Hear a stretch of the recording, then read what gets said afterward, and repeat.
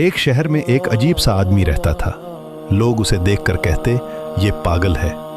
वो कभी रास्ते में लोगों का सामान उठा देता, कभी किसी भूखे को खाना दे देता और कभी चुपचाप किसी के दरवाजे पर पैसे रखकर चला जाता। लेकिन उसने कभी किसी से कुछ नहीं लिया। लोग उसका मजाक उड़ाते थे, उस पर हंसते थे और कहते थे, इसका कोई काम नहीं। लेकिन वो हमेशा मुस्कुराकर आगे बढ़ जाता था। एक दिन उस शहर में एक अमीर आदमी आया।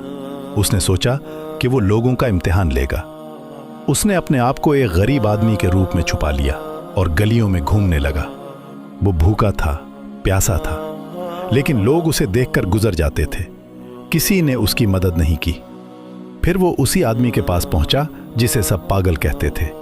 उस आदमी ने बगैर कुछ पूछे अपना खाना उसे दे दिया और उसे इज्जत से बिठाया। वो अमीर आदमी हैरान रह गया। अगले दिन उसने पूरे शहर के लोगों को जमा किया और अपनी असल पहचान बताई।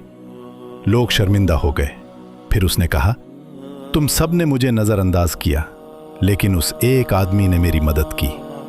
सब लोग उस आदमी को देखने लगे, लेकिन वो वहां मौजूद ही नहीं था।